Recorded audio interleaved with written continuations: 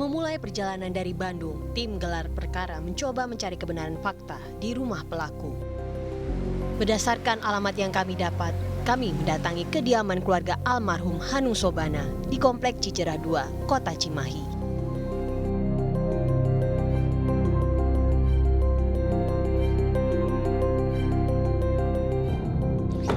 Saudara, kejanggalan terjadi di pemukiman padat penduduk di Kota Cimahi. Ditemukan 2 kerangka mayat di sebuah rumah, tepatnya di Gang Nusa Indah 6, Kecamatan Cimahi Selatan, Kota Cimahi. Dan ternyata 2 kerangka mayat ini merupakan suami serta anak dari pemilik rumah. Kami akan mengajak Anda untuk melihat bagaimana situasi atau suasana di sekitar rumah tersebut. Ikuti saya.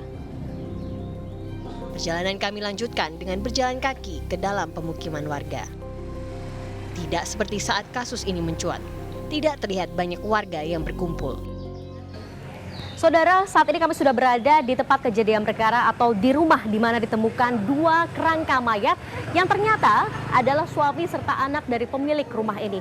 Seperti yang Anda lihat saat ini, saudara, di mana saat ini garis polisi sudah dipasang di pagar rumah sehingga tidak ada yang diperkenankan untuk sembarangan masuk ke dalam rumah. Selain itu terlihat juga banyak barang-barang yang terlihat berserakan di teras maupun juga di halaman rumah ini. Menurut penuturan sejumlah warga, sempat ada yang mencium aroma tidak segar atau tidak bau begitu dari rumah ini. Namun akhirnya setelah beberapa lama barulah terungkap. Ternyata memang terdapat 2 kerangka mayat di rumah ini, yaitu adalah anak serta suami dari pemilik rumah. Berdasarkan keterangan, almarhum Hanung Sobana kerap berkumpul bersama warga sebelum meninggal. Istri korban kerap mengelak jika ditanya mengenai keberadaan korban yang lama tak pernah terlihat. Pak Timbul, mungkin kalau kita lihat ini kan pada penduduk semua warga sering berkumpul di sini ya Pak Timbul. Iya. Bagaimana Pak awalnya Pak Timbul? Mungkin bisa menceritakan juga akhirnya kecurigaan warga terkait dengan penemuan jenazah ini. Nah, kebetulan sudah saya katakan tadi, saya RT sudah barang tentu bahwa amanah rukun tetangga itu harus akrab dengan pada warganya. Ya. Sesudah demikian, waktu itu saya ketemu Pak Subana itu sedang sakit, itu sempat juga bersilaturahmi atau kendurinan. Itu ternyata posisi kaki Pak Subana itu sudah bengkak-bengkak. Itu berapa tahun yang lalu Pak? Kira-kira ada 1 tahunan lebih lah. 1 tahunan lebih, berarti terakhir kalinya Bapak bertemu dengan suami dari pemilik rumah? Betul. Oke. Nah sudah demikian itu beberapa hari kemudian saya atau hari-hari berikutnya saya nanyain, Bu, Bapak gimana kesehatannya? Sudah agak lumayan. Terus sekarang gimana? Nah itu udah posisi agak baik. Kemudian karena kita ini ada di pinggir jalan, sehingga warga saya yang lalu lalang maupun di depan rumah itu kok heran bau bangke. Bau bangke? Bau bangke. Nah sesudah demikian tidak henti-hentinya RT itu selalu mengecek keadaan Ibu Subana, Pak Subana sekeluarga. Sehingga waktu itu karena saya kesulitan masuk, saya mengajak tokoh masyarakat, RW, itu sehingga saya bisa mendekati lokasi tersebut. Itu pun sebatas RT bisa masuk ke dalam pintu gerbang ini, RW dan tokoh masyarakat ada di luar. Oh, nah, jadi nggak boleh masuk Pak sama istri pemilik rumah gitu? Nggak boleh masuk karena saya yang jadi RT, saya masuk ke sini ternyata hanya sebatas ini saja. Jawaban ibu itu karena kebetulan Bapak sedang istirahat.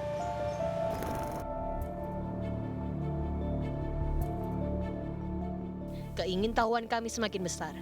Kasus ini terkuak atas kecurigaan petugas puskesmas yang datang ke rumah pelaku. Petugas hanya mendapati 2 dari 6 orang yang terdata secara keseluruhan. Kecurigaan pun bertambah saat pelaku terus mengaku jika suaminya tertidur pulas dan tidak dapat dibangunkan. Yang ditanyakan kembali bapaknya kemana, dikatakan sedang tidur. Tapi tidurnya tidak bisa diganggu. Kita petugas kesehatan sudah memaksa untuk mendekat pun tidak boleh. Nah, kita curiga di sebelah sana, di dekat pintu masuk di ruang tengah itu, kok seperti orang ditutupi selimut yang dikatakan ibunya itu tidur, tapi kok seperti tidak ada layaknya orang tidur. Ada nafas gitu Ya, nggak ada tidak Pak? ada napas, tidak ada gerakan. Akhirnya sempat diambil gambar, sudah itu baru kita pulang. Setelah pulang, dikoordinasikan dengan kepala puskesmas untuk langkah selanjutnya. Setengah hari Selasa, setelah kita malamnya saya sempat datang ke rumah Pak RT untuk koordinasi, Selasa kami datang lagi. Awalnya 5 orang dari tim puskesmas datang ke situ bersama kepala puskesmas, bersama RT untuk masuk kembali ke rumah itu. Ya. Awalnya sama terjadi perdebatan sedikit, tapi dengan ya sedikit dibujuk rayu akhirnya kita bisa masuk situ terus berdialog bersama si ibu kembali. Si ibu itu menceritakan bahwa bapaknya itu tidak tidur, si bapaknya itu tidak meninggal. Akhirnya setelah didesak menceritakan bahwa bapak itu tidak meninggal, hanya tidur dan nanti kembali akan hidup kembali karena mendapatkan hidayah. Dilihat dari bawah, sudah suruh aja keluar karena kita mau mendekatkan, harus ini dulu. Ibunya disuruh keluar, kita rayu lagi supaya dia itu keluar. Ibu itu keluar tapi dia tetap mengajak kita juga ikut keluar, jadi tidak membiarkan kita tinggal di dalam gitu ya, tinggal di dalam.